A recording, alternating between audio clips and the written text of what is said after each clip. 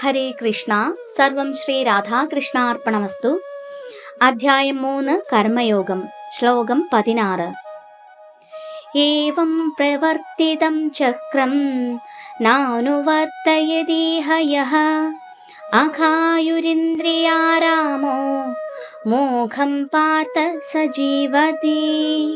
വിവർത്തനം. പ്രിയപ്പെട്ട അർജുന, വേദങ്ങളാൽ സ്ഥാപിക്കപ്പെട്ട യജ്ഞങ്ങൾ അനുഷ്ഠിക്കാതെ ജീവിക്കുന്നവൻ പാപം നിറഞ്ഞ ജീവിതമാണ് നയിക്കുന്നത്. ഇന്ദ്രിയ സന്ദർപ്പണത്തിനു വേണ്ടി മാത്രം ആഗ്രഹിക്കുന്ന അവന്റെ ജീവിതം ഫലമില്ലാത്തതാണ്.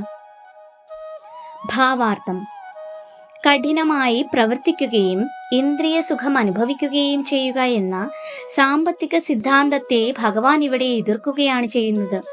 ഭൗതിക ലോകത്തിൽ സുഖിക്കണമെന്ന് ആഗ്രഹിക്കുന്നവർ അതുകൊണ്ട് മുൻ പറഞ്ഞ പോലെ യജ്ഞകർമ്മങ്ങൾ അനുഷ്ഠിക്കേണ്ടതാണ്.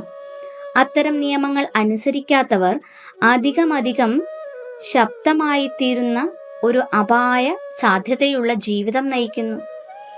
കർമ്മയോഗം, ധ്യാനയോഗം, ഭക്തിയോഗം എന്നീ 3 വഴികളിൽ ഏതിലൂടെ ആയാലും ശരി, പ്രകൃതി നിയമമനുസരിച്ച് മനുഷ്യജീവിതം ആത്മസാക്ഷാത്കാരത്തിനു വേണ്ടിയുള്ളതാണ്.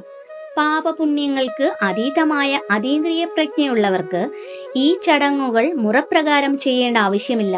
എന്നാൽ ഇന്ദ്രിയ സുഖാസക്തരായവർ യജ്ഞാനുഷ്ഠാനങ്ങൾ കൊണ്ട് സ്വയം ശുദ്ധീകരിക്കുക തന്നെ വേണം. കർമ്മങ്ങൾ പലവിധമുണ്ട്. കൃഷ്ണാവബോധമില്ലാത്തവർ ഇന്ദ്രിയാനുഭൂതികളിൽ മുഴുകിയിരിക്കയാൽ അവർക്ക് പുണ്യപ്രവർത്തനത്തിൽ ഏർപ്പെടുന്നത് ആവശ്യമാണ്. ഇന്ദ്രിയ സുഖപ്രാപ്തിക്കായുള്ള കർമ്മങ്ങളുടെ പ്രതികരണങ്ങളിൽ കുടുങ്ങിപ്പോവാതെ തന്നെ അവരുടെ ഭോഗേച്ഛകൾ നിറവേറ്റാവുന്ന വിധത്തിലാണ് യജ്ഞപരിപാടികൾ ആസൂത്രണം ചെയ്തിരിക്കുന്നത്. നമ്മുടെ പരിശ്രമ ഫലമല്ല ഈ ലോകത്തിലെ ഐശ്വര്യം. ഭഗവാന്റെ പശ്ചാത്തല സംവിധാനത്തിനനുസരിച്ച് ദേവന്മാർ തയ്യാറാക്കുന്നതാണത്. അതുകൊണ്ട് വേദത്തിൽ പറയുന്ന പ്രകാരം അതാത് ദേവന്മാർക്കായി യഥാവസരം യജ്ഞങ്ങൾ നടത്തപ്പെടുന്നു.